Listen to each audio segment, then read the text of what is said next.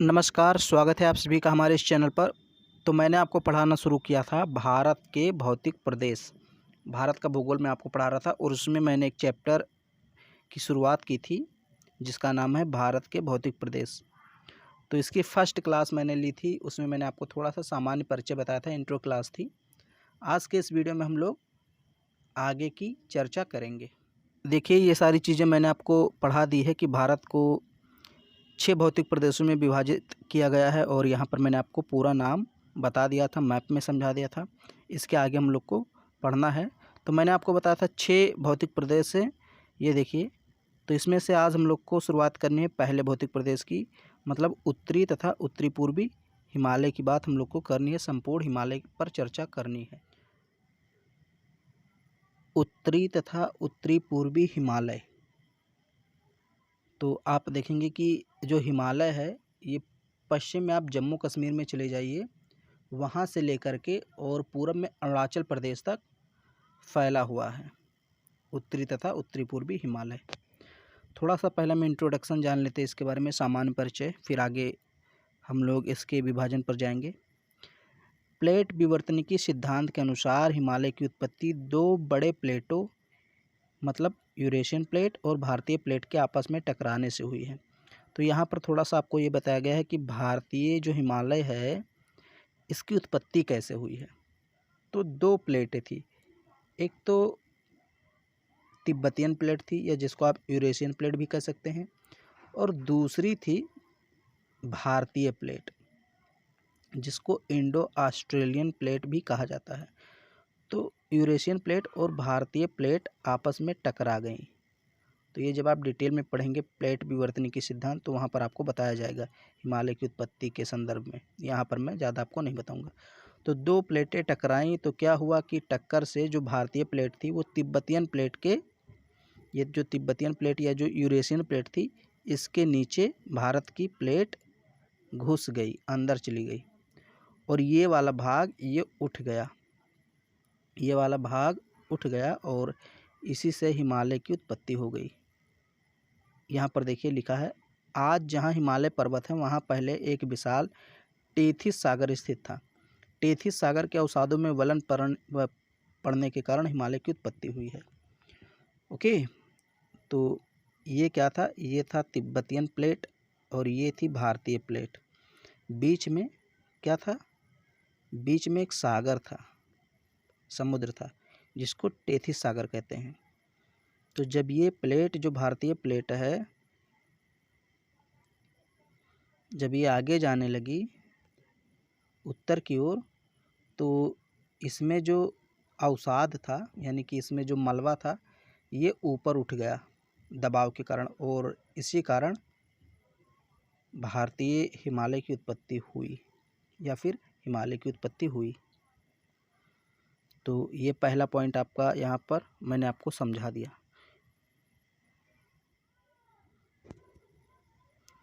फिर दूसरा पॉइंट है, यह उत्तर पश्चिम में जम्मू कश्मीर से लेकर पूर्व में अरुणाचल प्रदेश तक लगभग 2500 किलोमीटर की लंबाई में फैला हुआ है। इसकी रचना टर्सरी काल के अल्पाइन भूसंचलन के कारण हुई। तो ये आपको थोड़ा सा फैक्ट है, याद रखना है कि इसकी लंबाई कितनी है, 2500 किलोमीटर, यानी जितनी लंबाई लगभग गंगा नदी की है उतनी ही लंबाई हिमालय पर्वत की है। कहाँ से कहाँ तक फैला है, तो उत्तर पश्चिम में जम्मू कश्मीर से लेकर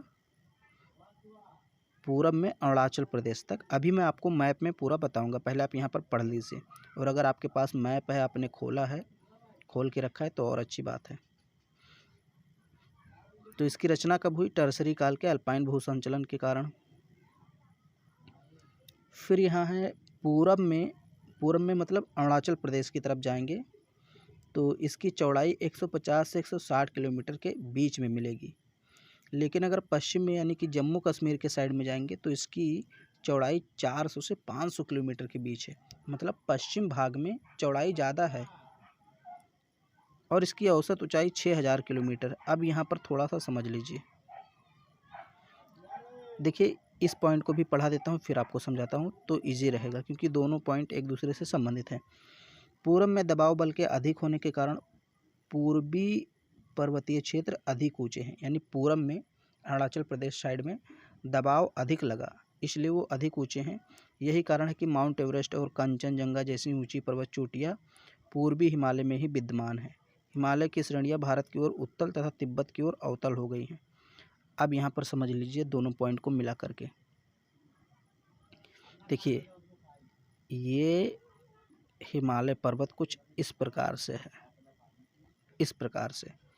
तो अगर आप ये मान लीजिए ये इलाका है जम्मू कश्मीर का, तो अगर आप इधर इस साइड में देखेंगे तो यहाँ पर आप चौड़ाई देखिए ज़्यादा है, लेकिन जैसे जैसे हम पूरब की ओर जाएंगे चौड़ाई कम होती जाती है। ओके, तो वही चीज़ यहाँ पर बताया गया है कि भाई पूरब में यानी कि इस साइड में 150 से 160 किलोमीटर इसकी चौड़ाई है, और वहीं अगर हम जम्मू कश्मीर साइड में चले जाएं तो 400 से 500 किलोमीटर इसकी चौड़ाई है, और ऊंचाई अगर औसत निकालें तो 6000 किलोमीटर है। अब देखिए यहाँ पर एक बात आती है कि चौड़ाई कम क्यों है पूरब में। देखिए, क्योंकि इधर बल ज़्यादा लगा, तो जब बल ज़्यादा लगा तो इधर के पर्वत जो थे वो ऊंचे भी हो गए और चौड़ाई सिकुड़ गई एकदम। और पश्चिम साइड में जम्मू कश्मीर साइड में बल कम लगा, जो दबाव प्लेटें टकराई थी तो इस साइड में दबाव कम लगा। दबाव कम लगने से क्या हुआ, ये पार्ट ज़्यादा चौड़ा रह गया, हालांकि ऊंचाई इधर कम है पर्वतों की। तो ये दोनों पॉइंट आपको समझ में आ गया, आई होप। मैं थोड़ा सा और अभी आगे आपको मैप में बताऊंगा, फिलहाल अभी इतना ही जानिए। तो ये मैंने आपको यहाँ पर बताया थोड़ा सा सामान्य परिचय कि उत्तर और उत्तर पूर्वी हिमालय क्या है। अब हम लोग बात करेंगे विभाजन की, कि उत्तरी पर्वतीय प्रदेश का विभाजन कैसे किया गया है। तो यहाँ पर देखिए मैंने आपको हेडिंग में क्या लिखवाया था, ध्यान से देखिए इसको। उत्तरी तथा उत्तरी पूर्वी हिमालय, यानी हमें दो प्रकार के हिमालय की बात करनी है। एक तो जो उत्तर साइड में है उस हिमालय की बात करनी है, और एक उत्तरी पूर्वी हिमालय मतलब जो उत्तर पूर्वी प्रदेशों में है, अरुणाचल प्रदेश, मेघालय और नागालैंड, मिजोरम, यहाँ पर जो हिमालय है उसकी बात करनी है। तो बेसिकली पहले हम लोग को कौन से हिमालय पढ़ने हैं, उत्तरी हिमालय, क्योंकि ये ज़्यादा इम्पोर्टेंट है। ओके, तो उत्तरी हिमालय हम लोग को पढ़ना है। अब इसका हम लोग विभाजन करेंगे। उत्तरी पर्वतीय प्रदेश का विभाजन, उत्तरी हिमालय का विभाजन। उत्तरी पर्वतीय प्रदेश को निम्नलिखित 4 भागों में बांटा जाता है। ध्यान से समझिएगा, यहाँ पर मैं एक चीज़ आपको समझाऊंगा आगे। पहला है ट्रांस हिमालय, जिसको हम तिब्बतियन हिमालय कहते हैं। दूसरा है महान हिमालय, जिसको हम बृहद हिमालय या आंतरिक हिमालय भी कहते हैं। तीसरा है मध्य हिमालय, जिसको हम लघु हिमालय भी कहते हैं।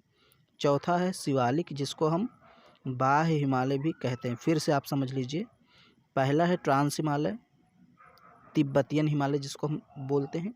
तो जो ट्रांस हिमालय है, ध्यान से समझिए, ये जो ट्रांस हिमालय है ये वास्तव में हिमालय का पार्ट नहीं है, लेकिन फिर भी हम साथ में इसको पढ़ते हैं। हिमालय का पार्ट नहीं है ये ट्रांस हिमालय, इसकी उत्पत्ति हिमालय से पहले हो गई थी। बेसिकली जो हिमालय के पार्ट हैं वो ये तीनों हैं, महान, बृहद या आंतरिक हिमालय, मध्य या लघु हिमालय, शिवालिक या बाह्य हिमालय। मैंने दो नाम लिख दिए हैं, चाहे आप शिवालिक कहिए चाहे बाह्य हिमालय कहिए। ओके, तो इसके 4 विभाजन हैं। हालांकि मैंने आपको बता दिया 3 ही हिमालय के पार्ट हैं। चौथा ये जो पहला वाला है ट्रांस हिमालय, ये इसकी उत्पत्ति पहले हो गई थी, लेकिन हम इसको साथ में पढ़ेंगे तो ज़्यादा समझ में आएगा। यहाँ पर थोड़ा सा आप मैप में देख लीजिए।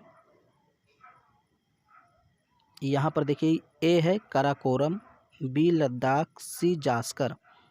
तो काराकोरम, लद्दाख, जास्कर को आप ध्यान से देखिए। 1 मिनट मैं थोड़ा सा आपको दिखाने की कोशिश करता हूँ। ऊपर देखिए, सबसे पहले 3 लाइनें हैं रेड कलर की, काराकोरम ए, बी लद्दाख, सी जास्कर।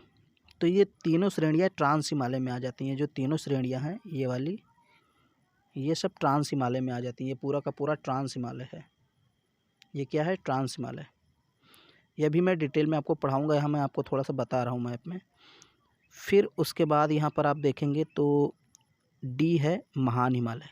ट्रांस हिमालय जहाँ पर ख़त्म होता है वहीं से शुरुआत होती है महान हिमालय की। ये जो हरे कलर का हिमालय है, हरे कलर की लाइन देखिए, ये डी है, ये है महान हिमालय, यानी ट्रांस हिमालय के दक्षिण में महान हिमालय। फिर ई देखिए, ई क्या है, मध्य हिमालय, यानी कि महान हिमालय के दक्षिण में मध्य हिमालय है, या जिसको हम लघु हिमालय कहते हैं। उसके बाद क्या आता है, एफ देखिए, शिवालिक।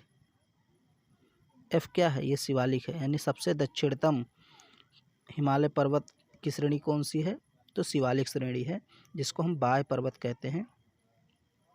यहाँ पर मैंने आपको कैलाश पर्वत भी दिखाया है। और फिर उसके बाद ये सब आपका गंगा का उत्तरी मैदान, ब्रह्मपुत्र का उत्तरी मैदान और सिंधु का उत्तरी मैदान आ जाता है। तो ये तो मैंने आपको मोटे मोटे तौर पे बताया कि ट्रांस हिमालय कहाँ है, मध्य हिमालय कहाँ है, लघु हिमालय क्या है, और बृहद हिमालय शिवालिक कहाँ है। ये सारी चीज़ें आप लोग जान गए होंगे, आई होप। यहाँ पर आप पूरा मैप देख सकते हैं, मैंने आपको एक मैप का पेज यहाँ पर लगा दिया है, आराम से आप इसको देख लीजिए।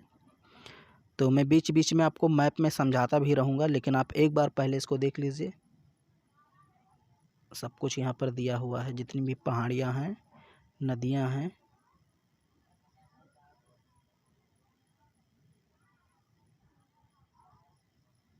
तो अब हम लोग पढ़ेंगे सबसे पहले ट्रांस हिमालय। देखिए, अगर आपके पास मैप है तो आप खोल लीजिए तो ज़्यादा सही रहेगा। ट्रांस हिमालय की बात करते हैं हम, पहले आपको पढ़ा देंगे, फिर मैप में जो इम्पोर्टेंट होगा वो समझा देंगे, आप पॉइंट पे ध्यान दीजिए।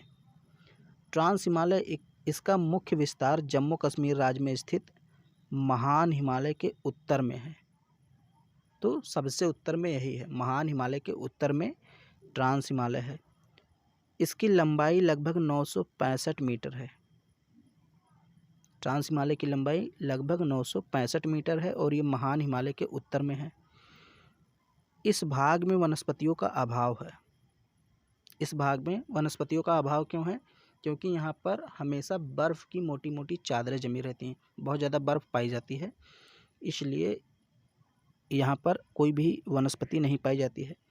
ट्रांस हिमालय का निर्माण हिमालय से पहले हो गया था। ये देखिए, ट्रांस हिमालय का निर्माण हिमालय से भी पहले हो गया था। तो मैंने आपको शुरुआत में ही बताया कि जो ट्रांस हिमालय है ये हिमालय का पार्ट नहीं है, इसकी उत्पत्ति बहुत पहले हो गई थी। इतना पॉइंट आपको समझ में आया कि इसकी लंबाई 965 मीटर, महान हिमालय के उत्तर में है, वनस्पतियों का अभाव है, इसकी उत्पत्ति हिमालय से पहले हो गई थी। फिर आगे है, अभी मैं आपको मैप में बताऊंगा।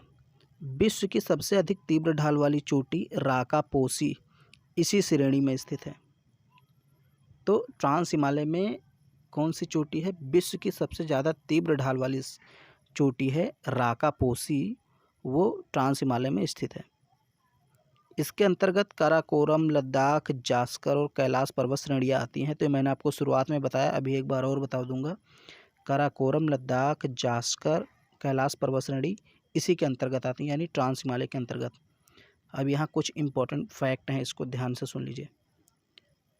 काराकोरम श्रेणी को भारत का उत्तरतम पर्वत कहा जाता है। काराकोरम श्रेणी जो कि ट्रांस हिमालय का पार्ट है, इसको भारत का उत्तरतम पर्वत कहते हैं। इसे उच्च एशिया की रीढ़ भी कहते हैं।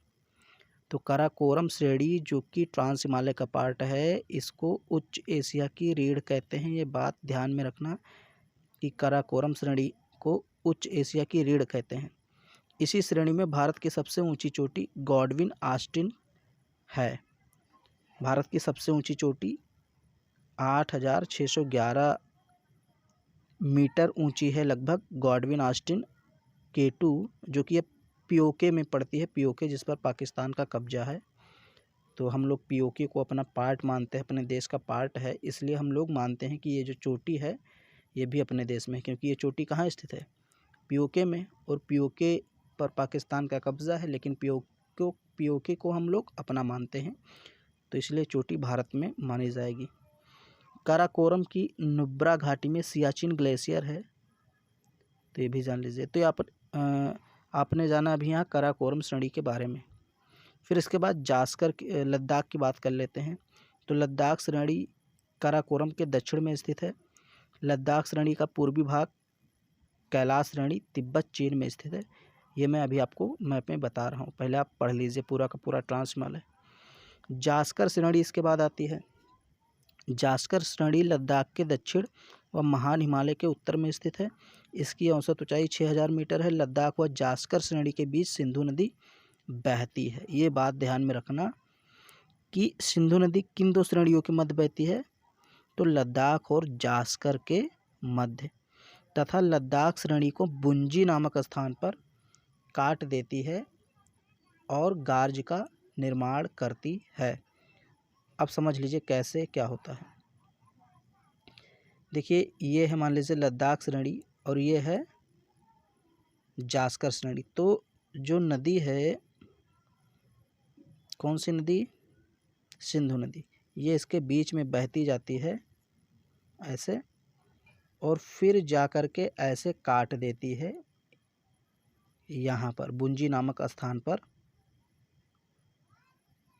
लद्दाख को काट देती, यानी लद्दाख श्रेणी को काट देती, वहाँ पर एक गार्ज का निर्माण करती है जिसको हम लोग बुंजी गार्ज कहते हैं। इसकी मोटाई में थोड़ा सा कम करता हूँ। तो आई होप आपको समझ में आ रहा होगा कि ट्रांस हिमालय क्या है।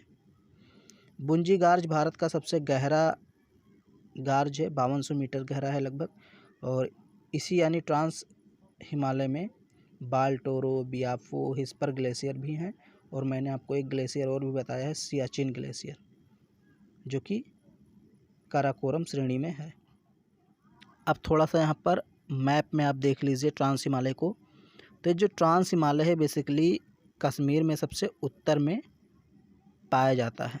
यहाँ देखिए जो पामीर घाट है, पामीर का पठार है, यहाँ से एक श्रेणी निकलती है हिंदू कुश श्रेणी, जो पाकिस्तान में चली आती है। एक श्रेणी इधर निकलती है कुनलुन श्रेणी, जो कि तिब्बत होकर चाइना तक जाती है। अब यहाँ देखिए गॉडविन ऑस्टिन, मैंने आपको बताया था K2, जो कि पीओके में स्थित है। मैं इसको रेड से कर लेता हूँ। ये देखिए लगभग 8611 मीटर ऊंची है। तो ये ट्रांस हिमालय में है। फिर मैंने आपको काराकोरम, लद्दाख, जास्कर बताया, तो यहाँ पर काराकोरम देख लीजिए, लद्दाख देख लीजिए।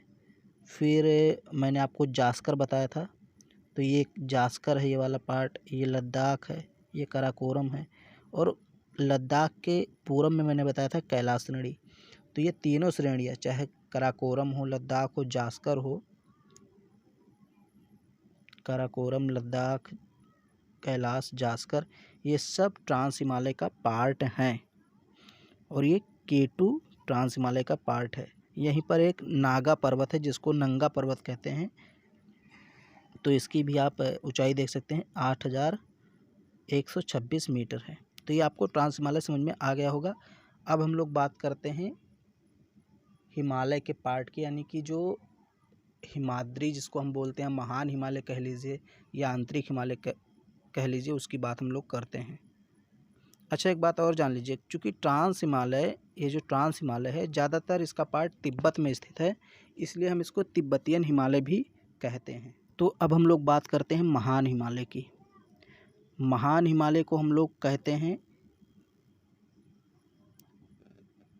बृहद हिमालय कहते हैं, या फिर इसको आंतरिक हिमालय कहते हैं, या फिर इसको आप हिमाद्री भी कहते हैं। हिमाद्री क्यों कहते हैं? क्योंकि यहाँ पर भी बहुत ज़्यादा मात्रा में बर्फ़ पाया जाता है। पहला पॉइंट देखिए, यह हिमालय की सबसे ऊंची पर्वत श्रेणी है। महान हिमालय हिमालय की सबसे ऊंची पर्वत श्रेणी है और इसकी लंबाई 2500 किलोमीटर, यहाँ 25 नहीं होगा, इसको आप लोग सही कर लीजिए, ये 2500 होगा, सॉरी, ये होगा आपका 2500 किलोमीटर। मैंने शुरुआत में ही बताया, पहले वाले वीडियो में जो पहला लेक्चर था वहाँ मैंने बताया इसकी लंबाई 2500 किलोमीटर और ऊंचाई 6000 मीटर औसतन है। फिर मैंने आपको बताया इसका विस्तार नंगा पर्वत से लेकर नामचा बरवा पर्वत तक है। तो मैं अभी आपको बता रहा हूँ नंगा पर्वत कहाँ है, नामचा बरवा पर्वत कहाँ है, ये सब मैं मैप में बताऊँगा। पहले यहाँ पर आपको फैक्ट पढ़ लेने हैं। तो इसका विस्तार कहाँ से कहाँ तक है? नंगा पर्वत या जिसको हम नागा पर्वत कहते हैं, यहाँ से लेकर के अरुणाचल प्रदेश में नामचा बरवा पर्वत तक है। यह श्रेणी बर्फ़ से ढकी रहती, इसलिए इसको बर्फीला हिमालय या हिमाद्री भी कहते हैं। विश्व की सर्वाधिक ऊंची चोटियाँ इसी पर्वत श्रेणी में स्थित हैं। तो विश्व की जितनी ऊंची ऊंची चोटियाँ हैं वो सब मध्य हिमालय बृहद हिमालय या फिर आप जिसको बोलते हैं महान हिमालय में स्थित हैं। जैसे कुछ चोटियों का नाम अगर मैं लूँ यहाँ पर, तो माउंट एवरेस्ट जो कि विश्व का सबसे ऊंची पर्वत चोटी है 8,848। कंचनजंगा 8,598 भारत में स्थित सबसे ऊंची चोटी है। मकालू की बात करें तो 8481 मीटर। धौलागिरी 8172। नंगा पर्वत 8126। अन्नपूर्णा 8078। नंदा देवी, नामचा बरवा, केदारनाथ, इसकी ऊंचाई आप देख सकते हैं यहाँ पर। तो ये सब महान हिमालय के पार्ट हैं, यानी महान हिमालय में स्थित हैं। अभी हम इसको मैप में देखेंगे आराम से। फिर यहाँ एवरेस्ट को तिब्बती भाषा में चोमोलुंगमा कहते हैं तथा नेपाल में इसको सागर माथा कहते हैं। तो जो हमारा हिमालय पर्वत जो हमारी चोटी है एवरेस्ट माउंट एवरेस्ट जिसको हम लोग बोलते हैं ये वाला, इसको नेपाल में क्या कहते हैं? सागर माथा। और तिब्बत में क्या कहते हैं? चोमोलुंगमा। फिर आगे क्या है? इस पर्वत श्रेणी में अनेक दर्रे मिलते हैं, जैसे कश्मीर में बुर्जिल दर्रा और जोजिला दर्रा, हिमाचल प्रदेश में बाड़ा लाचाला दर्रा और सिपकीला दर्रा। यहाँ पर कुछ दर्रों के नाम हैं, इसको आप याद रखिए। उत्तराखंड में थागला, नीति और लिपुलेख दर्रा, सिक्किम में जिलेपला और नाथुला दर्रा, अरुणाचल प्रदेश में बोमडिला, बुमला, डुंगला व पुंगम दर्रा स्थित है। इन दर्रों के बारे में हम डिटेल में बात करेंगे जब इसका टाइम आएगा, लेकिन फिर भी यहाँ थोड़ा सा ध्यान से पढ़ लीजिए। कुछ दर्रों के नाम याद रख लीजिए कौन कौन से राज्य में हैं। जैसे एक बार फिर से मैं बता देता हूँ, इम्पॉर्टेंट है। बुर्जिल और जोजिला दर्रा ये कश्मीर में स्थित हैं। फिर हिमाचल प्रदेश में कौन कौन से हैं? बाड़ा लाचाला और सिपकीला। उत्तराखंड में कौन कौन से हैं? थागला, नीति और लिपुलेख, ये सब उत्तराखंड में है तीनों। सिक्किम में जिलेपला और नाथुला, ये सिक्किम में है। अरुणाचल प्रदेश में बोमडिला, बुमला, डुंगला व पुंगम दर्रा, ये अरुणाचल प्रदेश में स्थित हैं। तो ये मैंने आपको बताया महान हिमालय क्या है। अब हम लोग थोड़ा सा मैप में बात कर लेते हैं इसकी। तो यहाँ पर आप देखिए, ये नागा पर्वत या नंगा पर्वत जिसे मैंने बताया था, ये कश्मीर में स्थित है। यहाँ से लेकर के, और मैं थोड़ा सा यहाँ पर आपको दिखाता हूँ, ये जो नामचा बरवा पर्वत है, देखिए नागा पर्वत और नामचा बरवा, ये पूरा महान हिमालय है। ये देखिए, ये वाली जो श्रेणी है, ये प्रथम श्रेणी आप देखिए, ये वाली श्रेणी जो रेड से मैंने किया है, ये है महान हिमालय। और यहाँ पर कई पर्वत चोटियाँ हैं। जैसे मैं अगर बात करूँ, ये देखिए बृहद हिमालय लिखा भी है। बृहद हिमालय मतलब बृहद हिमालय या महान हिमालय, इसको आंतरिक हिमालय भी कहते हैं, नाम कई हैं। तो यहाँ पर हम कुछ चोटियों की बात करें तो जैसे नंदा देवी, मैंने आपको बताया है सब कुछ। धौलागिरी, अन्नपूर्णा, माउंट एवरेस्ट, मकालू, कंचनजंगा, फिर यहाँ नामचा बरवा, ये सब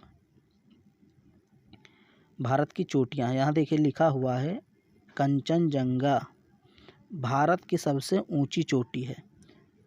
और मैंने आपको बताया कि कहीं कहीं आपने पढ़ा होगा कि भारत में अवस्थित सबसे ऊंची चोटी तो K2 है। अब K2 पर चूँकि पाकिस्तान का कब्जा है, इसलिए यहाँ पर लिख दिया गया है कि भारत में अगर वास्तविक रूप से देखें तो कौन सी चोटी है सबसे ऊंची? कंचनजंगा 8,598 मीटर ऊंचा है। तो ये आपको समझ में आ गया कि महान हिमालय या बृहद हिमालय या आंतरिक हिमालय क्या है। और चोटियों का क्रम आपसे पूछ सकता है, याद रखिए कि पश्चिम से पूरब या पूरब से पश्चिम, इनका क्रम लगाइए।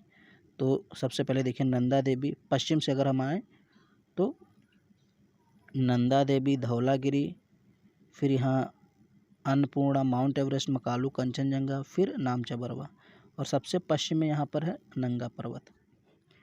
अगर आपके पास मैप होगा तो आपको ज़्यादा समझ में आ रहा होगा, क्योंकि मेरे पास जो मैप है उसमें बहुत ज़्यादा क्लियर नहीं दिया है। तो अब हम बात करते हैं लघु हिमालय की। महान हिमालय के बाद लघु हिमालय, ये महान हिमालय के दक्षिण में स्थित है। ये देखिए, बृहद हिमालय के दक्षिण में, बृहद हिमालय यानी महान हिमालय, तो बृहद हिमालय के दक्षिण में इसकी अवस्थिति है। भारत के अधिकांश पर्यटक स्थल जैसे शिमला, डलहौजी, मसूरी, रानीखेत, नैनीताल, दार्जिलिंग आदि लघु हिमालय के दक्षिणी ढालों पर स्थित हैं।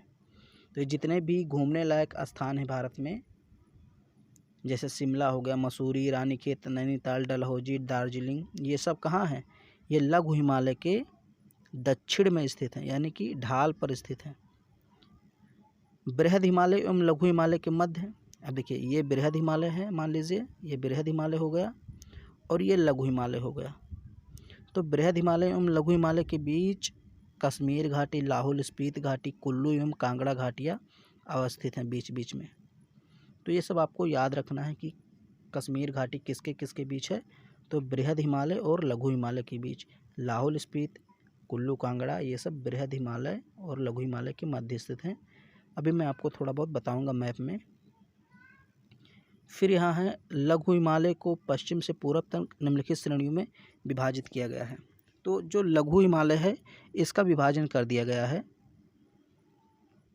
पूरब से पश्चिम की ओर, या पश्चिम से पूरब आप कह लीजिए।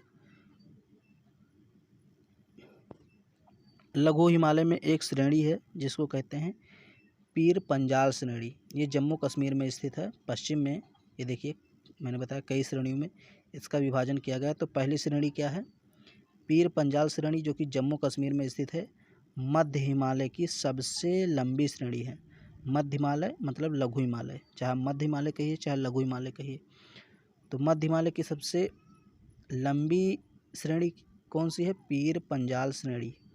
फिर उसके बाद आता है, जब आप थोड़ा सा, ये मान लीजिए पीर पंजाल हो गया, फिर आप जम्मू कश्मीर से पूरब में हिमाचल प्रदेश में आएंगे तो वहाँ पर आ जाएगा धौलाधर श्रेणी।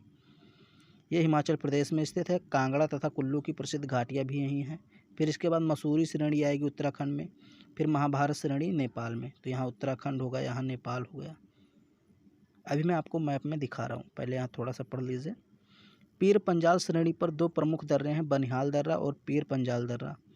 लघु हिमालय की ढाल पर छोटे छोटे घास के मैदान पाए जाते हैं जिन्हें कश्मीर में मर्ग कहते हैं, जैसे सोनमर्ग और गुलमर्ग, तथा उत्तराखंड में बुग्याल या प्यार कहते हैं। मध्यवर्ती भागों में द्वार या द्वार कहा जाता है या पाया जाता है, जैसे हरिद्वार, देहरादून, ये सब मध्यवर्ती भाग में पाए जाते हैं। तो आप ये थोड़ा सा यहाँ पर ध्यान में रखिए कि जो हमारा लघु हिमालय या मध्य हिमालय है उसकी ढाल पर, दक्षिणी ढाल पर छोटे छोटे घास के मैदान पाए जाते हैं और इन घासों को कश्मीर में मर्ग कहा जाता है, जैसे सोनमर्ग या गुलमर्ग। और उत्तराखंड में इन घासों को बुग्याल या प्यार कहा जाता है।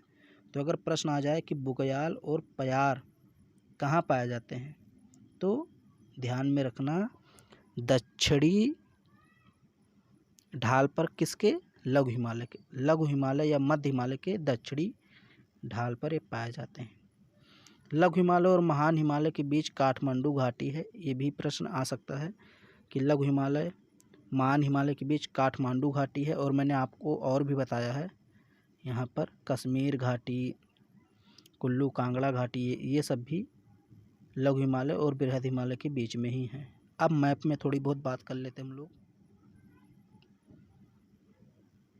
यहाँ पर आप देखिए पीर पंजाल श्रेणी मैंने आपको बताया था, और इसके दक्षिण में अगर आप देखेंगे तो यहाँ धौलाधर श्रेणी, तो ये है हिमाचल प्रदेश में। पीर पंजाल है जम्मू कश्मीर में। उसके बाद इधर आप आएंगे तो यहाँ पर आपको मिलेगा मसूरी श्रेणी। इधर आप नेपाल में आएंगे तो यहाँ पर आपको महाभारत श्रेणी मिलेगा।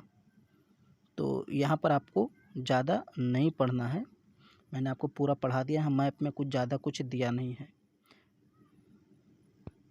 अब यहाँ पर देखिए, ये शिवालिक है, सबसे दक्षिणतम श्रेणी है। हिमालय पर्वत श्रेणी की सबसे दक्षिणी भाग कौन सी श्रेणी आती है? शिवालिक श्रेणी सबसे दक्षिणी भाग में आती है। इस पर हम लोग चर्चा कर लेते हैं। यहाँ पर भी कुछ ज़्यादा मैप वगैरह है नहीं। शिवालिक या बाह्य हिमालय, हिमालय पर्वत श्रृंखला की दक्षिणतम श्रेणी है। इसे गोरखपुर के समीप डोंडवा श्रेणी तथा चूरिया मूरिया श्रेणी कहते हैं। तो ये क्वेश्चन शायद आज तक आपने ना पढ़ा हो कि शिवालिक श्रेणी को गोरखपुर में या गोरखपुर के समीप डोंडवा श्रेणी कहते हैं तथा चूरिया मूरिया श्रेणी कहते हैं। यह हिमालय पर्वत श्रृंखला का सबसे नवीनतम भाग है, मतलब इसका निर्माण बहुत बाद में हुआ है। देहरादून और हरिद्वार शिवालिक तथा लघु हिमालय के मध्य में स्थित हैं।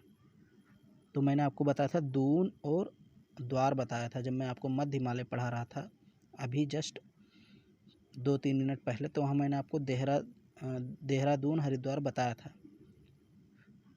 तो ये शिवालिक और लघु हिमालय के मध्य पाए जाते हैं। मान लीजिए आपका लघु हिमालय है और उसके दक्षिण में क्या है, शिवालिक, तो इसके बीच में हरिद्वार और देहरादून पाए जाते हैं। अब शिवालिक के और दक्षिण में आएंगे तो उत्तरी मैदान चालू हो जाएगा, यानी कि जो गंगा का मैदान है, ब्रह्मपुत्र का मैदान है, पाकिस्तान में सिंधु नदी का मैदान है, उसकी सहायक नदियों का मैदान है, उसकी स्टार्टिंग हो जाती है। तो ये मैंने आपको शिवालिक पढ़ा दिया और पूरा का पूरा जो आपका उत्तर से दक्षिण हिमालय का विभाजन था वो मैंने आपको पढ़ा दिया। ट्रांस हिमालय पढ़ाया, बृहद हिमालय पढ़ाया, मध्य हिमालय पढ़ाया और शिवालिक। अब यहाँ पर एक चीज़ मैंने छोड़ दिया था तो इसको मैं एक साथ में बता देता हूँ। यहाँ पर जैसे मान लीजिए थोड़ा सा, जैसे होता क्या है कि मान लीजिए ये आपका है ट्रांस हिमालय, ये है आपका बृहद हिमालय, ये है लघु हिमालय और ये है शिवालिक। ये 4 हो गए। तो मैं इसको थोड़ा सा नाम दे देता हूँ। ये है ट्रांस हिमालय, ये है महान हिमालय, एम फॉर महान, और ये है लघु, यल फॉर लघु आप कह लीजिए ऐसे समझने के लिए, और ये है शिवालिक, यस फॉर शिवालिक। तो यहाँ पर कह रहा है कि ये देखिए ITSZ, अब समझिए ITSZ जिसका फुल फॉर्म है इंडस सांगपो सचर जोन, ये ट्रांस हिमालय और बृहद हिमालय यानी कि जो महान हिमालय है उसके बीच स्थित है। ITSZ सचर जोन है, एक संक्रमण क्षेत्र है, बीच का क्षेत्र है। ये मान लीजिए आपका ट्रांस हिमालय होगा, ये बृहद हिमालय होगा, तो इसके बीच में क्या है ITSZ सीमा रेखा आप कह सकते हैं, बाउंड्री है। ओके, फिर MCT किसके बीच में, मेन सेंट्रल थ्रस्ट इसको बोलते हैं, तो ये बृहद हिमालय और लघु हिमालय के बीच है। EMBF किसके बीच है, इसका फुल फॉर्म है मेन बाउंड्री फॉल्ट, तो लघु हिमालय शिवालिक के बीच है। फिर सबसे दक्षिण में आप चले आइए तो HFF आता है, हिमालयन फ्रंटल फॉल्ट, ये शिवालिक श्रेणी और उत्तरी मैदान के बीच में स्थित है। तो मैंने आपको ये लाइनें बनाकर बताई थी कि ये आपका ट्रांस हिमालय है, ये आपका महान हिमालय है, ये आपका लघु हिमालय है, ये आपका शिवालिक है और ये आपका उत्तरी मैदान है, उत्तरी मैदान। तो इसके बीच आप जान लीजिए एक बार फिर से। यहाँ पर ITSZ है, ये है MCT, ये है MBF और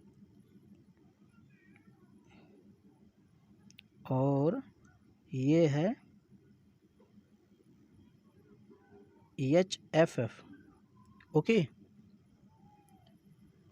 तो ये आपका जो पूरा का पूरा चैप्टर था हिमालय वाला, खासकर मैंने आपको उत्तर से दक्षिण हिमालय का विभाजन अभी पढ़ाया है। एक छोटा सा विभाजन और है जिसको हम अगले वीडियो में बता देंगे आपको। इसका विभाजन नदियों के आधार पर भी किया गया है, पूरब से पश्चिम या पश्चिम से पूरब।